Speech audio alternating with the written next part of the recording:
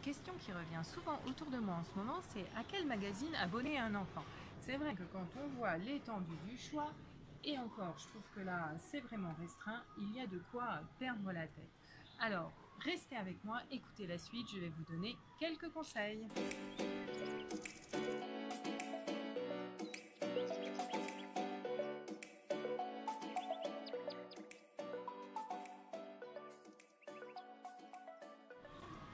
Première question à se poser, quel âge a l'enfant qu'on veut abonner? Vous trouvez en général sur tous les magazines les tranches d'âge 2, 5 ans, 3, 7 ans, 8, 12 ans, etc. Deuxième question, est-ce que j'ai plutôt envie d'un magazine avec des histoires? Donc on va regarder un petit peu ici, on voit qu'on a par exemple les belles histoires, ici mille et une histoires, ici histoire pour les petits, donc première et pour les plus grands, les fameux j'aime lire et mes premiers j'aime lire. On retrouve les équivalences en général chez chaque éditeur. Chacun a l'équivalent de les belles histoires, j'aime lire et compagnie. On a dit les histoires, on peut aussi opter plutôt pour des documentaires. Troisième possibilité, plutôt un magazine de jeux avec toute une série de petits jeux à faire, des autocollants à coller, des petits bricolages à réaliser. Voilà. Après, on peut essayer de trouver un magazine qui propose un mix des trois. Si vous optez pour un documentaire, bien là aussi, comme pour les histoires, on retrouve un petit peu les équivalents chez chacun des éditeurs, que ce soit Milan, Fleurus, Bayard, etc. Donc des documentaires qui abordent un petit peu tous les thèmes. Par exemple, ici chez Bayard, on voit qu'il y en a pour tous les âges. Ou bien alors des documentaires un peu plus thématiques, hein. Ça peut être sur les maths, sur les animaux, sur les sciences, sur l'histoire, comme ici. Le troisième conseil que j'ai envie de vous donner, c'est de prendre le temps de feuilleter les magazines. Hein, le magazine est certes pour un support d'apprentissage, mais il doit être avant tout un objet plaisant, qui est agréable à toucher par l'adulte, qui va passer beaucoup de temps à lire à l'enfant ce qui est écrit dedans, mais agréable à toucher par l'enfant lui-même. Peut-être que vous préférez un magazine au papier un petit peu glacé, ou au contraire au papier un peu plus papier journal. Un petit plus intéressant aussi, ce sont les magazines qui possèdent un CD-ROM avec les histoires. L'enfant peut ainsi être autonome, écouter ces petites histoires tout en feuilletant le magazine. Ça pourra vous économiser pas mal de salive, même si ça ne remplace pas ces moments privilégiés de lecture à son enfant.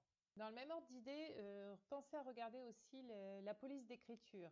Voilà, une petite pensée pour celui qui va passer beaucoup de temps à lire l'histoire. Il faut que ce soit une police agréable pour vous, facile à lire.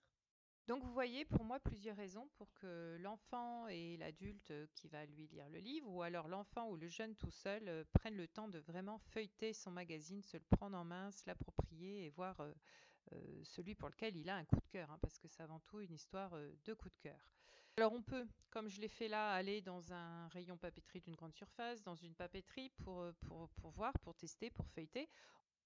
On peut aussi faire un premier choix pour son enfant et puis lui rapporter plusieurs magazines possibles, hein, plusieurs documentaires ou plusieurs magazines qui racontent des histoires, etc., pour lui permettre à lui de choisir, de voir avec lequel il a le plus d'affinité, le plus de feeling.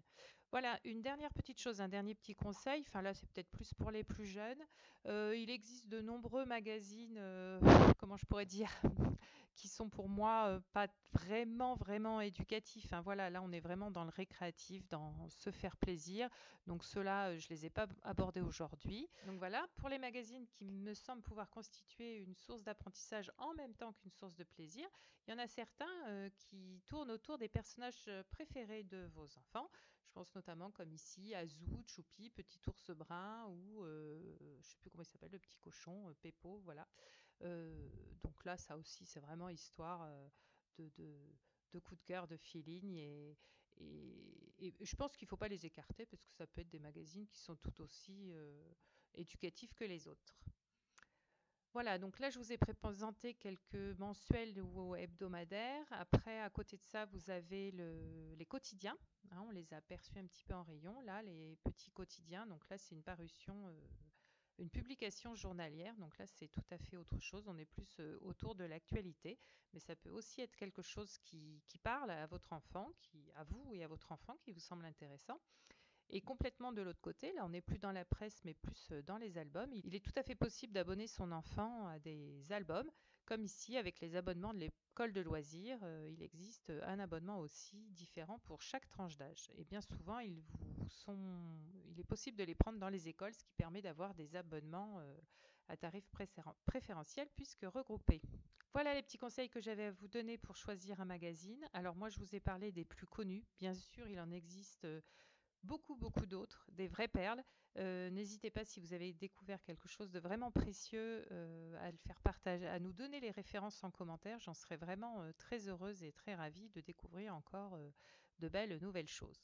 En attendant, je vous souhaite à tous de très bons moments de lecture et je vous dis à très bientôt. Bye!